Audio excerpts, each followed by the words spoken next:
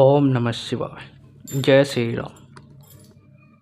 आज हम बात करेंगे फिर से कुछ सूत्रों के बारे में जो आपको प्रेडिक्शन में बहुत ज़्यादा काम आएंगे, और साथ ही साथ आप बीटीआर भी कर सकते हैं कि आपका जो ग्रह दिख रहा है आगे या पीछे, वो आगे है एक भाव या पीछे चला गया एक भाव, ये भी कंफर्म हो जाएगा।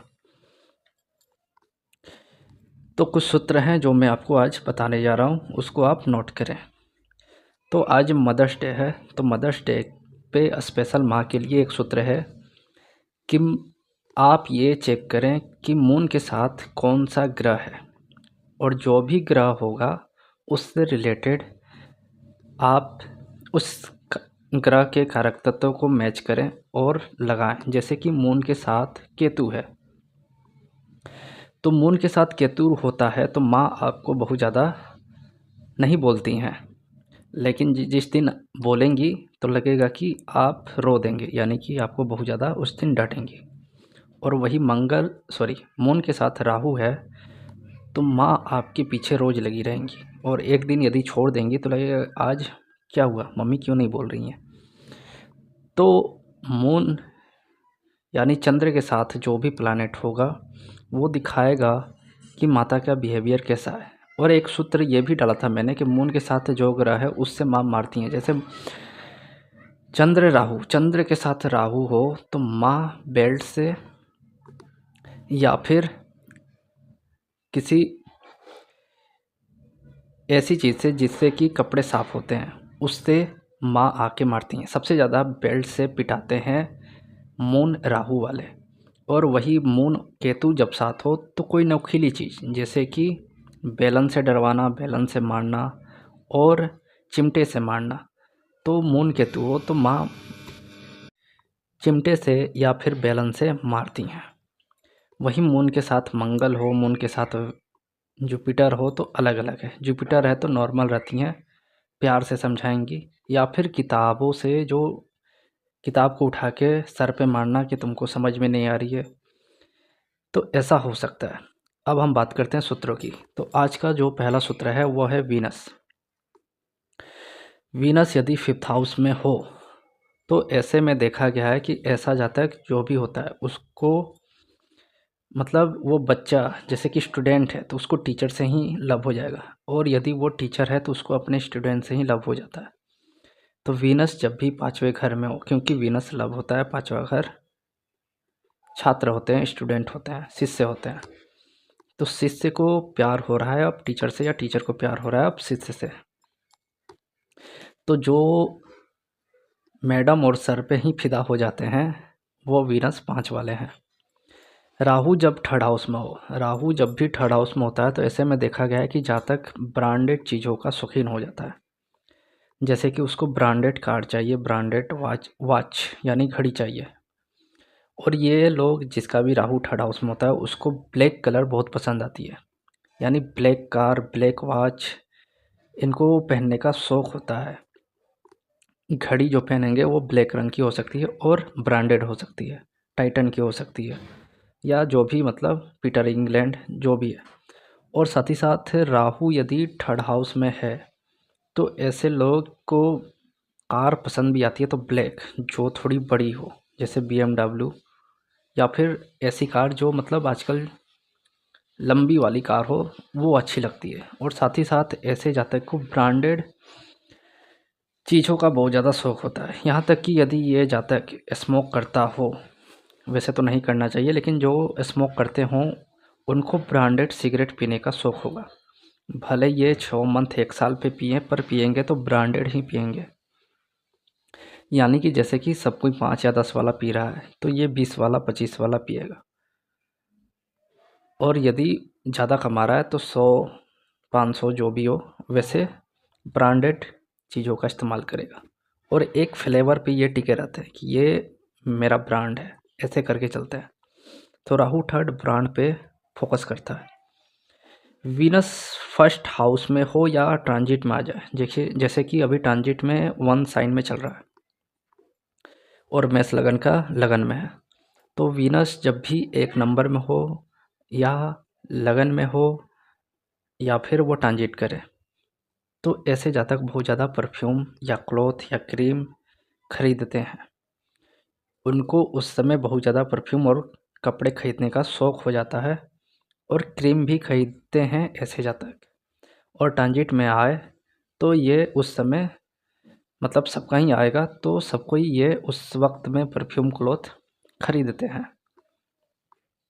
साथ ही साथ जिसका भी लगन में ही वीनस बैठा है, उनको तो हर प्रकार का सेंट, परफ्यूम, क्रीम चाहिए। अलग अलग प्रकार के शौक़ होते हैं कि मुझे अलग अलग प्रकार के सेंट, परफ्यूम चाहिए।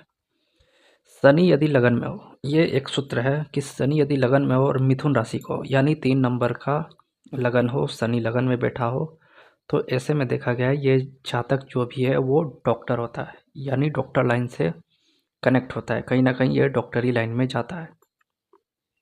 और वही यदि शनि लगन में हो और 2, 6, 10 जो कि पृथ्वी तत्व है उसमें हो, या फिर उच्च का हो जाए यानी 7 साइन में हो जाए, तो ये जातक यदि किसी चीज़ की प्रशंसा कर देता है तो वो चीज़ बहुत जल्दी नष्ट हो जाती है या प्रॉब्लम में आ जाती है। या किसी व्यक्ति के बारे में कुछ बोल दिया तो उस व्यक्ति को कुछ ना कुछ प्रॉब्लम आ जाती है।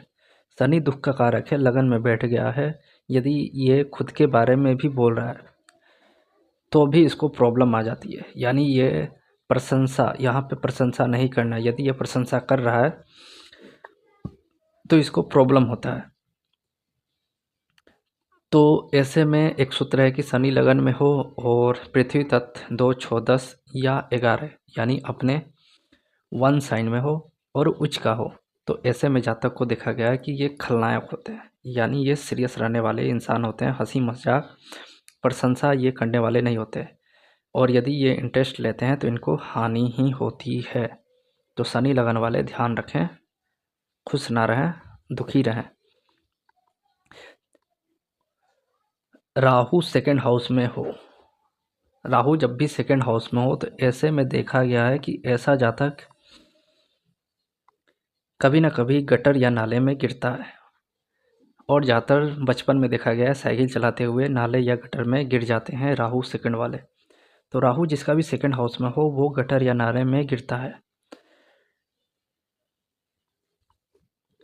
सूर्य राहु जब भी साथ हो तो सूर्य क्या है, हार्ट है, और राहु क्या है, अटैक है। तो सूर्य राहु जब भी साथ हो तो ऐसे जातक को हार्ट अटैक आ जाती है। और ऐसे में सूर्य और राहु को कोई अच्छे ग्रह ना देख रहे हो, जैसे कि मंगल देख ले, शनि देख ले, यहाँ तक कि केतु तो ठीक सामने ही होगा तो केतु तो देखेगा, पर मंगल देख ले तो ऐसे में और नुकसान है। आजकल जो लोग सोशल मीडिया पे देखते होंगे कि या फिर न्यूज़ में देखते होंगे कि वो डांस करते करते, एंजॉय करते करते अचानक से गिर गया, हार्ट अटैक आ गया। तो जो लोग को हार्ट अटैक आ जाती है तो वो कहीं ना कहीं सूर्य राहु और उनको मंगल देख रहा होता है या शनि देख रहा होता है। जब भी अष्टम हाउस में शनि ट्रांजिट करे, जैसे कि अभी किसका कर रहा है, तो शनि अभी करके लगन वालों के लिए कर रहा है ट्रांजिट। तो जब भी अष्टम भाव में सैटर्न गोचर करता है तो ऐसे में देखा गया है कि घर में बुजुर्गों की डेथ हो सकती है, यानी जो लोग बहुत ज़्यादा ओल्ड एज में हैं उनकी डेथ हो सकती है, ऐसा सैटर्न जब भी 8वें से गुजरता है तो। और वही सैटर्न यदि 8वें से गुजरता है, एक और सूत्र है कि शनि जब भी 8वें घर से गुजरे तो आपने जो भी पास्ट में यानी कि बचपन से लेके अभी तक जो किया है, पास्ट लाइफ नहीं, पास्ट में आपने बचपन से लेके जो भी अब तक किया है, और शनि आपका जब अष्टम से गुजर रहा हो तो अच्छा या बुरा जो भी आपने किया है उसका फल मिलेगा। यदि अच्छा किया है तो अच्छा, बुरा किया है तो बुरा। तो शनि जब भी 8वें हाउस से गुजरता है तो आपके अच्छे और बुरे कर्म को दिखाता है, मतलब आपके सामने ले आके रखता है कि तुमने ऐसा ऐसा किया था तो ऐसा ऐसा तुम्हारे साथ अब हो रहा है। शनि यदि सेकंड हाउस में हो तो ऐसे में देखा गया है कि ये इंसान जब भी झूठ बोले, वैसे ज़्यादातर ये लोग झूठ बोल देते हैं या उल्टा पलटा बोलते हैं, और जब भी ये झूठ बोलता है तो ऐसे में इसका पैर हिलने लगता है, मतलब ये पकड़ा जाता है जब भी ये झूठ बोलेगा।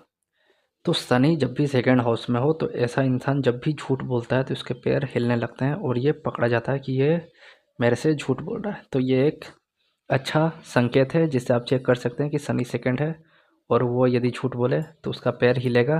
तो वैसे शनि सेकंड हाउस ज़्यादातर झूठ ही बोलता है, देखा गया है, या उल्टा पलटा बोलता है और वो बात सही हो जाती है। सूर्य सेकंड हाउस में हो या शनि सेकंड हाउस में हो तो इनसे बच के रहिए। यदि ये उल्टा पलटा प्रेडिक्शन देते हैं तो वो सही हो जाता है और गलत प्रेडिक्शन इनका जल्दी लगता है। तो सूर्य सेकंड शनि सेकंड हाउस वाले से जल्दी प्रेडिक्शन ना लें, इनका बोला हुआ लग जाता है और गलत वाला प्रेडिक्शन जल्दी लगता है। सही वाला का कोई मतलब नहीं है वो होगा कि नहीं होगा, लेकिन गलत वाला तो होगा ही होगा। तो शनि सेकंड सूर्य सेकंड ध्यान रखें इनसे प्रेडिक्शन लेते वक्त।